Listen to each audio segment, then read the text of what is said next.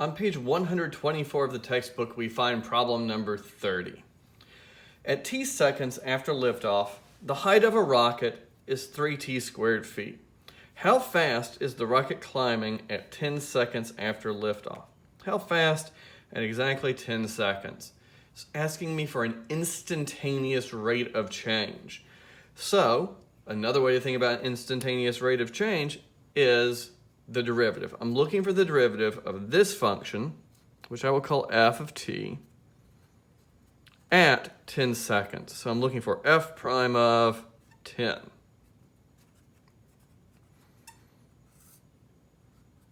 All right, so I need to think about the difference quotient.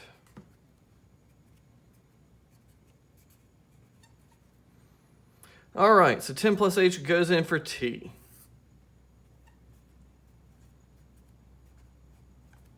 Minus f of 10, if I plug 10 in there, I'll get 10 squared is 100 times 3 is 300, all over h.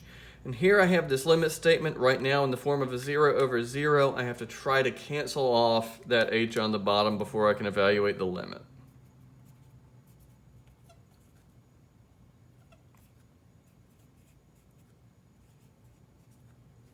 All right, so I'm multiplying out the 10 plus h all squared. I have to distribute a 3.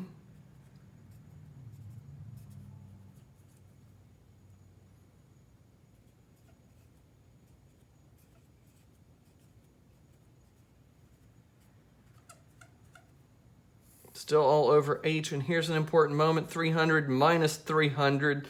Those cancel off, and everything else on top has an h in it. So I can cancel off one h. I'm going to show my work all the way through here. I'm going to imagine factoring out an h on the top.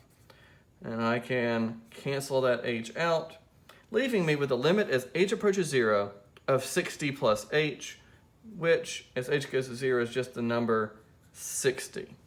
I'm not quite done with this problem yet. I'm going to move it to another board. We just found out that f prime of 10 was 60.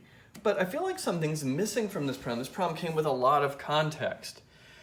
It was asking for a how fast. My distances were measured in feet and time was measured in seconds. If I think about my difference quotient, it's the difference of two y's on top, and that's the distance on the t-axis in the domain. This is a how fast. It should come with units. These are feet per second. And that makes the problem make a lot more sense here. I'm not saying that f prime of 10 is 60. I'm saying at 10 seconds, the rocket's moving at 60 feet per second.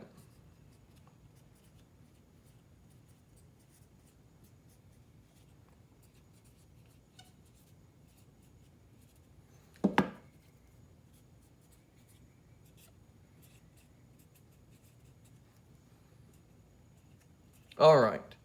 A couple important notes here. When you're dealing with an application problem or any problem that comes with units, use them. They're important. They communicate a lot of important information. The other thing I wanted to point out was about the organization in my work here. While my handwriting is not at its best here, my handwriting is likely never at anyone's best, I wanted to point out that as I'm evaluating this limit, I've shown my work in each step, and until I'm ready to evaluate the limit, I've written the limit out front. That's very important. Because if I said, okay, let's just imagine I got lazy and didn't write that limit statement here, I'm just doing algebra anyway, well, when I wrote this equal sign here, these two things aren't equal anymore. As h approaches 0, this is a number. H isn't approaching anything down here. I've written two non-equal things as equal statements. So I want to use correct notation all the way through so that I have equal things being equal. The other reason I definitely want my students to always use this correct notation is a lot of students, when they forget to write the limit out front, when they get down here, they'll forget to actually evaluate the limit and they'll leave their answer as 60 plus h. Well, that's not an instantaneous rate of change. That would actually be an average rate of change for a positive value of h. So, we're going to use correct notation, and when we're given units in a problem, we're always going to use units. Bye for now.